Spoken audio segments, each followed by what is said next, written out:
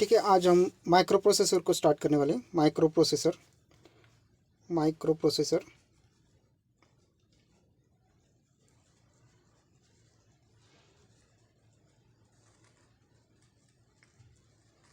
Okay, देखो micro processor क्या है।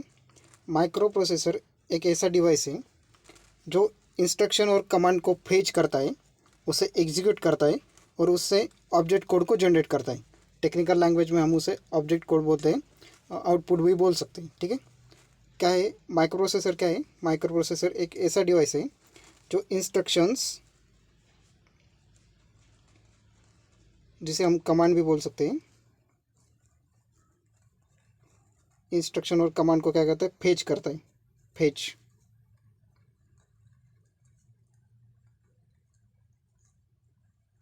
ठीक है, इंस्ट्रक्शन और कमांड को फेच करता है, उसको एग्जीक्यूट करता है, execution of instruction,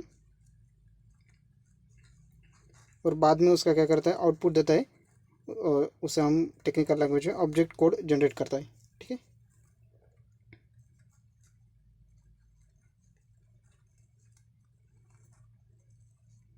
micro processor क्या है? माइक्रो प्रोसेसर एक ऐसा डिवाइस है जो इंस्ट्रक्शन और कमांड को फेच करता है, बाद में उसे एग्जीक्यूट करता है और उसका ऑब्जेक्ट कोड जनरेट करता है।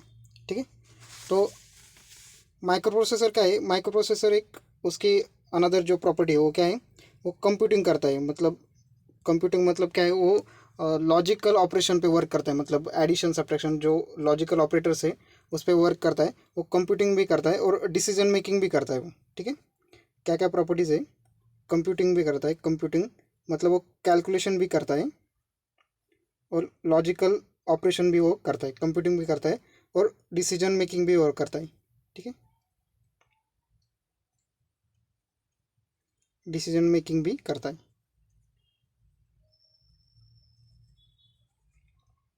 ये दोनों प्रॉपर्टीज़ है उसकी।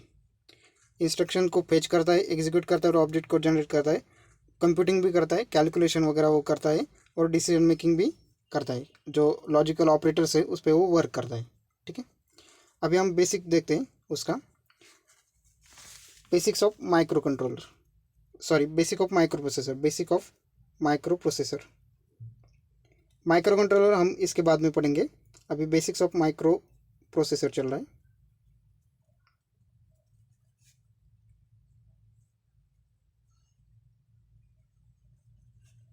ठीक है, बेसिक्स ऑफ माइक्रो प्रोसेसर।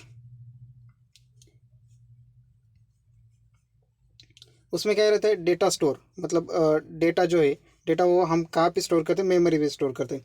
तो मेमोरी दो टाइप की मेमोरी रहती है, आप सबको ये पता होगा, फिर भी एक रिवाइज करते हैं हम मेमोरी, और उसमें से भी कुछ कुछ इंपॉर्टेंट पॉइंट्स हमें यहाँ पे बताने वाला हूँ। तो लेक्चर बहुत इंपॉर्टेंट है। ठीक है, बेसिक भी कवर होगा और जो इंपॉर्टेंट पॉइंट्स है वो भी साथ साथ में बताते रहता हूँ। मेमोरी,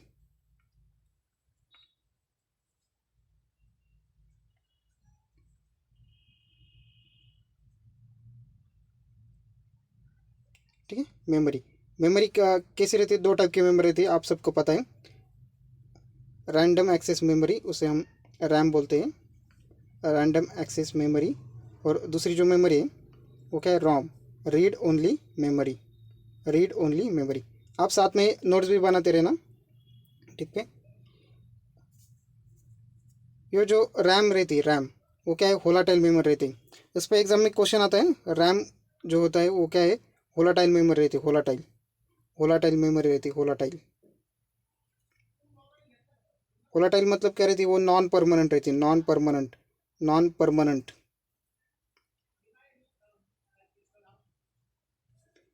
रैम जो रहती है, read sorry random access memory, वो क्या रहती है? होलाटाइल रहती है और नॉन परमानेंट रहती है। जो रोम रहती है, रीड ओनली मेमोरी, वो क्या रहती है? Non volatile, non volatile. और वो क्या रहती है? परमानेंट मेमोरी रहती है, परमानेंट। इसका क्या मीनिंग है? जो नॉन परमानेंट, इसमें क्या रहता है?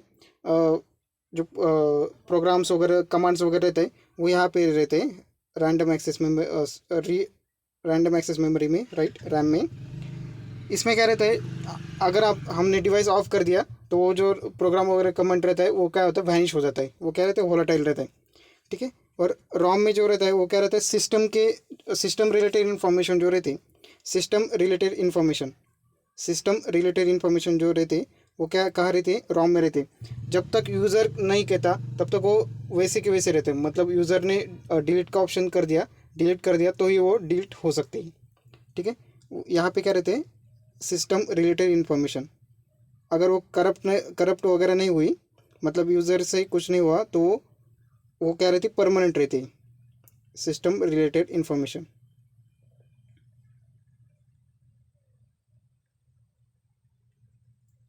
ठीक है, सिस्टम रिलेटेड इन्फॉर्मेशन रॉम में स्टोर होती है।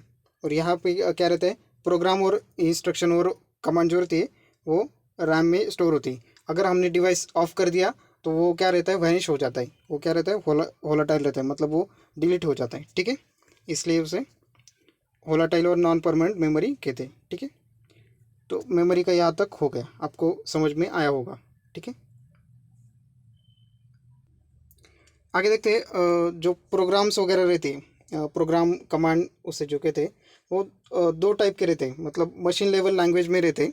मशीन लेवल लैंग्वेज जो सिर्फ मशीन को समझ में आती है, मशीन को अंडरस्टेबल रहते हैं। और अनदर जो लैंग्वेज रहती है वो क्या है, असेंबली लैंग्वेज। ठीक है, असेंबली लैंग्वेज जो, ठीक है, मशीन लैंग्वेज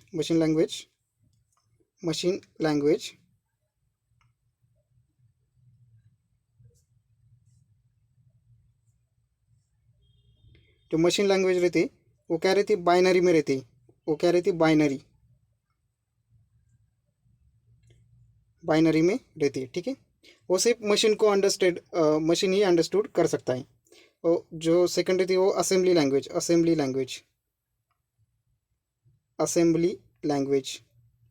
असेंबली लैंग्वेज रहती है वो क्या रहती है, इंग्लिश वर्ड्स का यूज़ होता है, उसमें क्या क्या रहता है, इंग्लिश वर्ड्स का यूज़ होता है। इंग्लिश वर्ड्स, उसे निमोनिक्स भी बोलते हैं। इंग्लिश वर्ड्स में वो रहते हैं, वो जो है वो यूज़र को भी अंडरस्टूड रहते हैं, यूज़र को अंडरस्टूड रहते हैं, यूज़र उसे समझ सकता है। असेंबली लैंग्वेज को क्या है, यूज़र समझ सकता है। ठीक है, जो ट्रेन यूज़र होता है उसे वो समझ में आती है, जो नॉर्मल यूज़र होता है उसे नहीं समझ में आएगा, लेकिन जो इंजीनियर वगैरह रहते हैं उनको वो समझ में आता है। वो क्या है, असेंबली लैंग्वेज। और बाइनरी जो लैंग्वेज रहती है वो सिर्फ मशीन को समझ में आती है। और ये जो दोनों लैंग्वेज क्या है, प्लेटफॉर्म डिपेंडेंट है, प्लेटफॉर्म डिपेंडेंट। ठीक है, वो कंसेप्ट हम बाद में देखते हैं। जो असेंबली लैंग्वेज रहती है उसको मशीन को अंडरस्टूड करने के लिए एक सॉफ्टवेयर आता है, उसे क्या कहते हैं, असेंबलर कहते हैं। उसे क्या कहते हैं, असेंबलर। ध्यान में रखना, असेंबलर।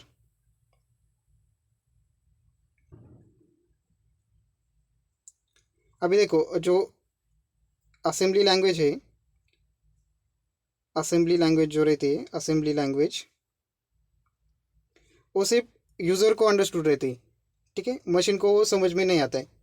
तो मशीन को अंडरस्टूड करने के लिए क्या कहते हैं, जो असेंबलर रहता है, यहाँ से हम असेंबली लैंग्वेज देंगे। यूज़र क्या करेगा, असेंबली लैंग्वेज का जो इंस्ट्रक्शन है वो यहाँ पे देगा।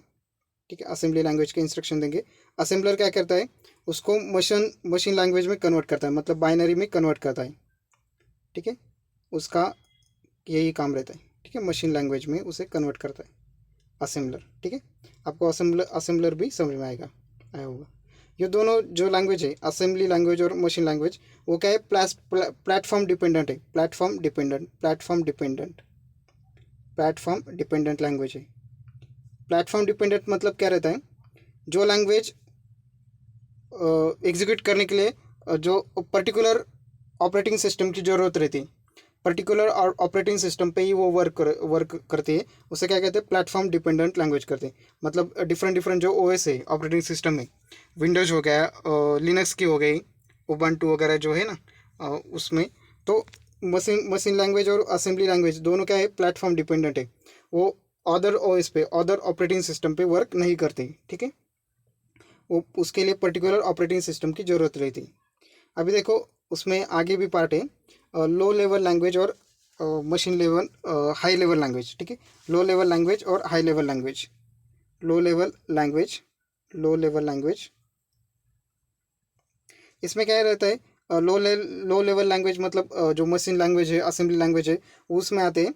और हाई लेवल लैंग्वेज में क्या है, हाई लेवल लैंग्वेज, जावा सी वगैरह जो है ना वो क्या है, हाई लेवल लैंग्वेजेस है। ठीक है। Low level language platform dependent होती है। लो लेवल लैंग्वेज क्या रहते हैं, प्लेटफॉर्म डिपेंडेंट रहती। उसके लिए पर्टिकुलर ओएस की ज़रूरत रहती, उसी पे वो वर्क करती, प्लेटफॉर्म डिपेंडेंट। और जो हाई लेवल लैंग्वेज क्या रहती है, प्लेटफॉर्म इंडिपेंडेंट।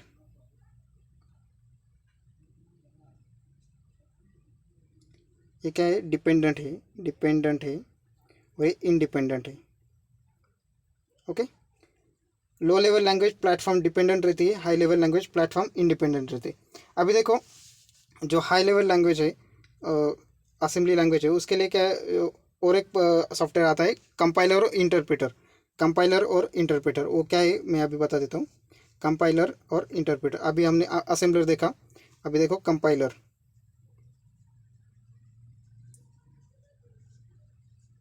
और इंटरप्रेटर।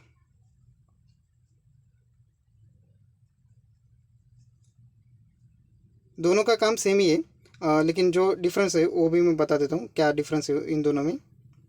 ठीक है। अभी देखो, जो सोर्स कोड रहता है, यूज़र क्या करता है, प्रोग्राम वगैरह करता है, उसे हम सोर्स कोड कहते हैं। सोर्स कोड यूज़र प्रोग्राम करता है, जो यूज़र से सोर्स कोड आता है, यूज आता है, ये जो सोर्स कोड है यूज आता है कंपाइलर और इंटरप्रेटर को। इससे एग्जीक्यूट करता है, मतलब चेक करते हैं, इसमें कुछ एरर वगैरह होगा तो यूज़र को एरर का मैसेज आएगा। अगर एरर नहीं होगा तो वो एग्जीक्यूट हो गए, ऑब्जेक्ट कोड बनता है। उससे क्या क्या मिलता है हमें, इसका आउटपुट क्या है, ऑब्जेक्ट कोड बनता है। जो मशीन मशीन लेवल लैंग्वेज रहती है, जो मशीन को समझ में आती, उसके उससे क्या बनता है, ऑब्जेक्ट कोड बनता है। ठीक है। अभी देखो, कंपाइलर और इंटरप्रेटर में जो डिफरेंस क्या है, कंपाइलर साइमल्टेनियसली मतलब पूरा प्रोग्राम एक ही बार में चेक करता है। कंपाइलर क्या कहता है, पूरा प्रोग्राम एक ही बार में चेक करता है, और अगर कुछ एरर होगा तो यूज़र को मैसेज जाएगा कि इस लाइन में एरर है। ठीक है। और यूज़र क्या करता है, उसे सॉल्व करके फिर से कंपाइल कर सकता है प्रोग्राम। ठीक है। कंपाइलर पूरा प्रोग्राम एक साथ में एग्जीक्यूट मतलब चेक करता है, चेकिंग का काम रहता है उसका। तो इंटरप्रेटर क्या कहता है, इंटरप्रेटर का अलग रहता है। इंटरप्रेटर क्या कहता है, लाइन बाय लाइन चेक करता है, लाइन बाय लाइन चेक करता है। ठीक है। कंपाइलर क्या करता है, पूरा प्रोग्राम एक साथ में चेक करेगा, अगर कुछ एरर नहीं होगा तो पूरा प्रोग्राम का ऑब्जेक्ट कोड बना देगा, पूरा प्रोग्राम का एक साथ ऑब्जेक्ट कोड बना देगा। इंटरप्रेटर का क्या काम रहता है, उसका भी चेकिंग करते हैं, लेकिन लाइन बाय लाइन चेक करता है, मतलब एक लाइन चेक हो गई, उसमें कुछ एरर नहीं होगा तो इसका ऑब्जेक्ट कोड बना देगा, फिर बाद में दूसरी लाइन पे आएगा। ये रहता है इंटरप्रेटर का वर्क। ठीक है। यहाँ तक आपको समझ में आया होगा। ओके।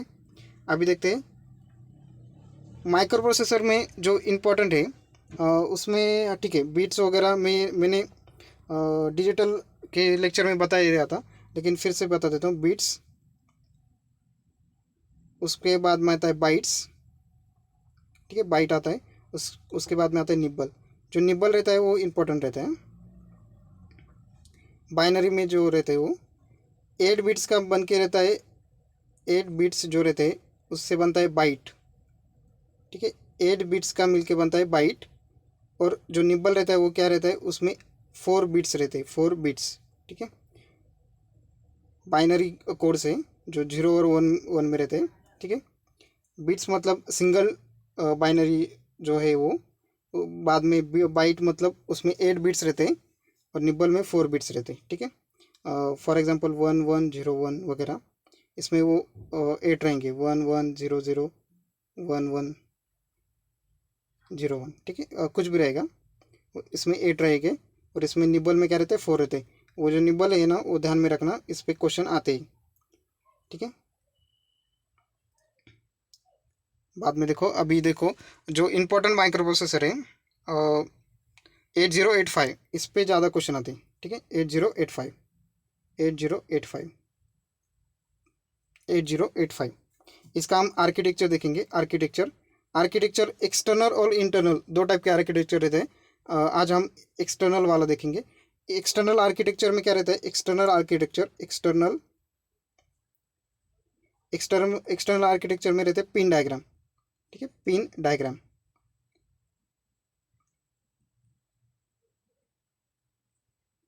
एक्सटर्नल आर्किटेक्चर में रहते हैं पिन डायग्राम, और इंटरनल आर्किटेक्चर में रहता है मतलब मेमोरी रजिस्टर वगैरह जो रहते हैं ना, उसका डिटेल में स्टडी रहता है, उसका आर्किटेक्चर रहता है इंटरनल में। अभी हम एक्सटर्नल पढ़ने वाले एक्सटर्नल आर्किटेक्चर। एक्सटर्नल आर्किटेक्चर में देखो जो इंपॉर्टेंट पॉइंट्स है वो मैं बता देता हूँ। पिन डायग्राम हम पढ़ने वाले जो 80851 है, 8085, ये जो है वो 40 पिन का आईसी है। कितने पिन का आईसी है? 40 पिन, 40 पिन्स, ठीक है। इसमें से जो इंपॉर्टेंट पॉइंट्स है जिस पे क्वेश्चन आया था, क्वेश्चन आते हैं उसमें जो इंपॉर्टेंट पॉइंट है, जो 20 नंबर की पिन है, 20 नंबर की पिन है, 20 पिन जो है वो क्या है? ग्राउंड है। क्वेश्चन आता है उस पर 20 नंबर की पिन जो है वो ग्राउंड है, ठीक है। उसमें से टोटल जो पिन है, अभी ये फिक्स हुआ, ये नंबर 20 नंबर की पिन ग्राउंड है। जो आउटवर्ड पिन है, मतलब आईसी से जो बाहर जाती आउटपुट पिन, वो कितनी है? 27। टोटल पिन कितनी है? 27 आउटपुट। जो 20 है ना वो नंबर है, ग्राउंड जो रहता है वो 20 नंबर की पिन ही ग्राउंड है। और जो टोटल आउटपुट पिन्स कितनी है? आउटवर्ड पिन्स कितनी है? आउटवर्ड्स 27 पिन्स जो है ना आउटवर्ड है, ठीक है, 27। और इनवर्ड कितनी है? इनवर्ड जिनसे इनपुट लेते हैं हम, वो कितने? 21 पिन्स है। 21 पिन्स कितनी इनवर्ड है? 27 आउटवर्ड है और 21 क्या है? इनवर्ड है, ठीक है। उसमें से कुछ कॉमन है, अभी इनका जो सम आएगा वो 48 आता है, लेकिन कुछ आउटवर्ड भी है और इनवर्ड भी है, इसलिए वो ज़्यादा 48 आया है। लेकिन जो पिन आईसी है अपना वो 40 का ही है, ठीक है। कुछ कॉमन है, कुछ आउटवर्ड भी है और कुछ इनवर्ड भी है, इसलिए वो ज़्यादा दिखा रहा है, ठीक है। जो 8 का जो डिफरेंस है वो क्या है? कुछ कॉमन है, मतलब इनवर्ड भी है और आउटवर्ड भी है, इसलिए वो क्या आया? ज़्यादा आया, ठीक है। जो 8 पिन है वो क्या है? कॉमन है, इसलिए वो ज़्यादा आ रहा है समेशन। हमारा आईसी कितना है? 40 पिन्स का ही आईसी है, ठीक है। और जो आईसी 8085 में है वो क्या है? नो चिप इनेबल पिन, मतलब इसमें कोई इनेबल पिन नहीं है, मतलब हाई रहा तो आईसी चालू होगा, लो रहा तो आईसी बंद होता है, ऐसा कुछ नहीं है। इसमें पावर दिया तो आईसी चालू हो जाता है, ठीक है, ऑन हो जाता है, ठीक है। तो इसमें कोई इनेबल पिन नहीं है, ठीक है। आईसी में कोई इनेबल पिन नहीं है, ये भी इंपॉर्टेंट पॉइंट है, इस पर भी क्वेश्चन आता है। 8085 में कोई इनेबल पिन नहीं है, ठीक है। अभी देखो जो 40 पिन है टोटल, जो 40 पिन है उसमें 6 सेक्शन में उसे डिवाइड कर दिया है, ठीक है। 40 पिन है, अंडरस्टैंड के लिए हमने क्या किया है? उसे 6 जो 40 पिन है उसको 6 सेक्शन में डिवाइड कर दिया। 6 सेक्शन, कौन से सेक्शन है? ठीक है, हम पढ़ते हैं अभी। जो पहला सेक्शन है वो एड्रेस पिन का है, एड्रेस पिन। पहला सेक्शन कौन सा? एड्रेस पिन का सेक्शन है। दूसरा सेक्शन क्या है? डेटा पिन्स का सेक्शन है, दूसरा क्या है? Data pin. दूसरा सेक्शन है डेटा पिन्स का। बाद में एक कंट्रोल एंड स्टेटस पिन का सेक्शन है। थर्ड सेक्शन कौन सा है? Control and status pin, control and status pin, ठीक है। बाद में है serial data transfer pin, serial data transfer pin. Fourth number का सेक्शन कौन सा है? सीरियल डेटा ट्रांसफर पिन,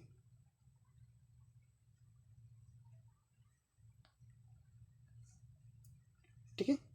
अभी नेक्स्ट 5 नंबर का जो सेक्शन है वो क्या है? Externally initiated signal pin, externally initiated signal pin.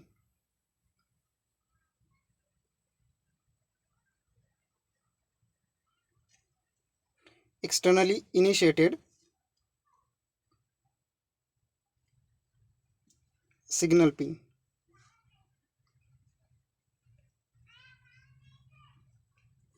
और 6 नंबर का जो है, 6 नंबर का सेक्शन क्या है उसमें?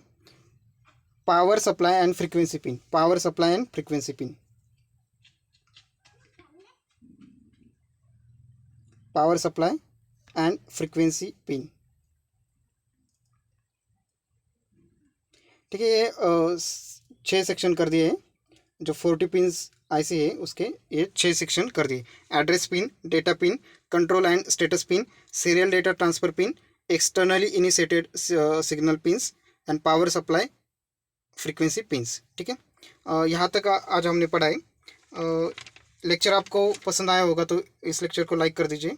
आगे के लेक्चर में हम पूरा डिटेल में देखेंगे, पिन वाइज देखेंगे, 40 पिंस का पूरा स्ट्रक्चर देखेंगे, बाद में इंटरनल स्ट्रक्चर भी देखेंगे। ठीक है, जो इम्पोर्टेंट क्वेश्चन वगैरह होते हैं वो बाद में हम देखेंगे।